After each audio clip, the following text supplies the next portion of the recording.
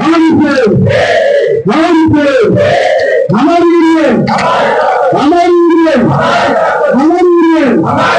हमारी मांगे, हमारी मांगे, हमारी मांगे। मुझे पता चल रहा अपनी मुझे आ रहा यूनियन अपनी बंद आ रहा अपनी बंद आ रहा हमसे हमारी यूनियन, हमारी यूनियन, हमसे। नमस्कार, पुणे डिजिटल मीडियामध्ये आपले स्वागत आहे। मी महाराष्ट्र प्रतिनिधी श्री योगीराज परशी सांबरे। आज आपण येरोडा येथील मुद्रांक छपाई कारखान्यात आलेलो आहे। त्याविषयी आपण पाहतोय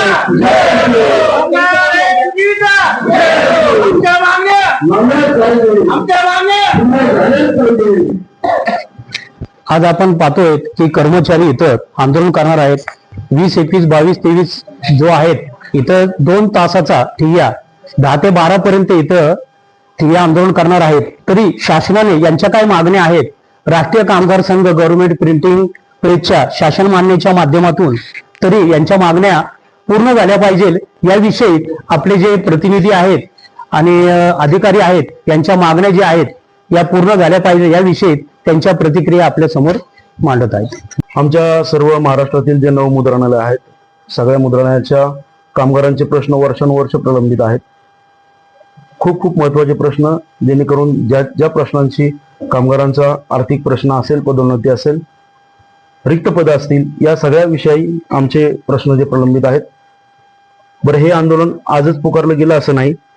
आम्ही वेळोवेळी शासनाला त्यांनी दखल घ्यावी यासाठी वेळोवेळी आंदोलन करत आलेलो आहे। प्रेसेस फेडरेशनच्या आदेशानुसार 10 व 11 जुलै 2024 रोजी आम्ही 2 तास काळ्या फिती लावून आंदोलन केलं, आमच्या कामाच्या ज्या कर्तव्य भावना आहेत त्या सगळ्या पूर्ण करून। त्यानंतर आम्ही 26 ऑगस्ट 2024 रोजी पुन्हा एकदा शासनाला आदेश देऊन, म्हणजे शासनाला कळवून आम्ही ठिय्या आंदोलन केलं 2 तासाचं। 5 सप्टेंबर रोजी आम्ही 1 दिवसाची सामूहिक रजा घेऊन आंदोलन करणार होतो, परंतु सचिवांनी आम्हाला चर्चेला बोलवलं। चर्चेला बोलवून सुद्धा आजपर्यंत सचिवांबरोबर ती 5-6 बैठका झाल्या, मंत्री महोदयांबरोबर बैठका झाल्या। दरवेळेस आमच्या मुद्राणी कामगारांचे जे प्रश्न आहेत त्यांच्याविषयी सकारात्मक गोष्टी होतात, अंतिम टप्प्यामध्ये आहेत असं कळवलं जातं, परंतु आज तागायत कुठलाही मुद्रणालयाचा जो कामगारांचा प्रश्न आहे तो मार्गी लागलेला नाही। या कारणास्तव आपल्या 8 महाराष्ट्रामधील सगळ्या 8 जे मुद्रणालय आहेत त्या सगळ्या कामगारांमध्ये प्रचंड असंतोष आहे। त्या असंतोषाच्या कारणाने आज आम्ही 20, 21, 22, 23, 24 त्या दिवशी 2 तास मुद्रालयामध्ये ठिय्या आंदोलन करत आहोत। जर शासनाने दखल घेतली नाही तर आम्ही 25 फेब्रुवारी 2026 रोजी 1 दिवसाचा लाक्षणिक संप संपूर्ण महाराष्ट्रात होईल, हा शासनाला इशारा आहे। दरवेळेस आमच्याकडनं, आमच्या कामगारांकडनं महत्वाची कामे सगळी केली जातात। हिवाळी पावसाळी अधिवेशन असो, अर्थसंकल्पीय अधिवेशन असो, लोकसभा, विधानसभा, निवडणुकांची कामं असतील, जिल्हा परिषद, पंचायत समिती, महानगरपालिका, या सगळ्या निवडणुकांची कामं आमच्याकडनं केली जातात। दर आठवड्याला आपण गॅजेट प्रसिद्ध करतो, जे महत्वाचं आहे ते केलं जातं। त्यानंतर सर्व महाराष्ट्रामधील जे शासकीय इतर विभाग आहेत त्यांना लागणारे जे काही स्टेशनरी आहे ती आमच्या सगळ्या मुद्रणालयामधून प्रिंट होऊन ती जाते। ही सगळी महत्वाची कामं आमच्याकडनं केली जातात, परंतु जेव्हा कामगारांच्या प्रश्नांवरती विषय येतो तेव्हा कामगारांच्या कुठल्याच प्रश्नांवरती आजपर्यंत दखल घेतलेली नाही। हे शासनावर या पद्धतीने आवाज त्यांच्यापर्यंत पोहोचावा म्हणून हे आंदोलन आम्ही आता करत आहोत। हे आंदोलन महाराष्ट्रातील सर्व मुद्रणालयामध्ये होत आहे। जरी आता या शासनाने त्याच्यावर दखल घेतली नाही तर निश्चित कामगारांचा असंतोष विचारात घेता हे आंदोलन भविष्यामध्ये तीव्र स्वरूपात होईल याबद्दल शंका नाही। आणि कामगारांची तीच मागणी आहे, त्या पद्धतीने प्रेसेस फेडरेशन व महाराष्ट्रातील इतर सर्व संघटना त्या पाठीशी राहून पुढे त्या पद्धतीने आंदोलन होईल। संलग्न जे मंत्री आहेत उदय सामंत यांच्याशी आपली चर्चा झालेली आहे। 3 नोव्हेंबर 2026 रोजी मंत्री महोदयांच्या दालनामध्ये आमच्या सर्व विषयांवरती बैठक झाली।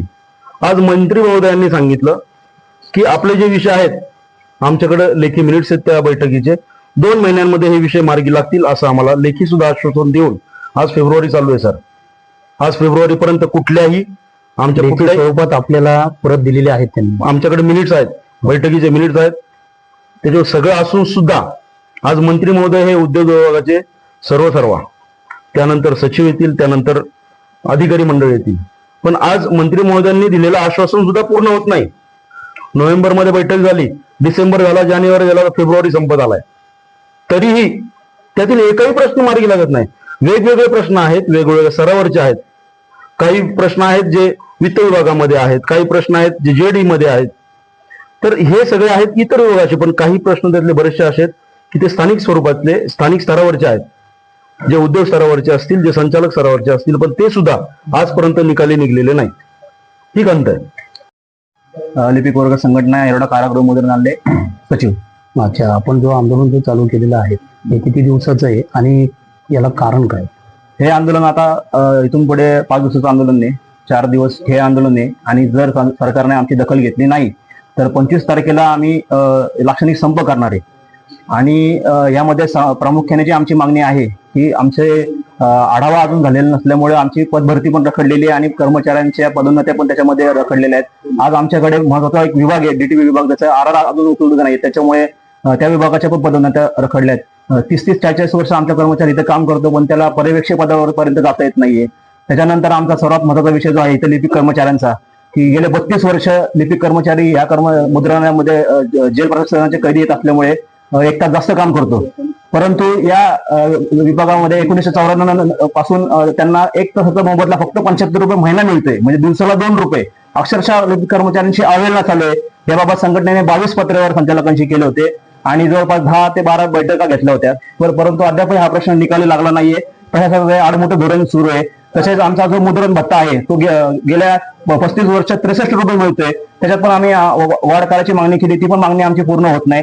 कुठलीच मागणी आमची पूर्ण करायची नाही. आणि वेळप्रसंगी जे काम येतं ते महत्वाचं काम आहे म्हणून किंवा शासनाचा धाक दाखवून किंवा इलेक्शनचं काम आहे तुमच्यावर कारवाई होऊ शकते असा धाक दाखवून सगळे कर्मचारी आपल्या मेहनतीनं काम करतात, प्रामाणिकपणे काम करतात, वेळेत काम करतात. परंतु शासन त्यांच्याकडनं काम करून घेते आणि त्याच्या बाबतीत त्यांचा कुठलाही आर्थिक जो बेनिफिट असतो किंवा त्यांचे जे सगळ्या प्रलंबित मागण्या असतात त्याच्यावर संपूर्णपणे दुर्लक्ष करते. काय मागणी आपली, म्हणजे आपण शासनाला काय आव्हान करू इच्छित आहोत? शासनाला आम्ही आता आव्हान करतो, आता बस, आता इथून पुढे शासन मुद्रण लेखन सामग्री अंदर ज्या 9 प्रेस आहेत, ह्यांना 9 प्रेस मधल्या सर्व कर्मचाऱ्यांच्या, प्रेस म्हणजे पुण्यातला का पूर्ण महाराष्ट्रामध्ये 9 प्रेस आहे, 9 प्रेस मध्ये सगळे या ठिकाणी आता आंदोलन सुरू आहे प्रेसेस फेडरेशनच्या यांच्या मार्गदर्शनाखाली.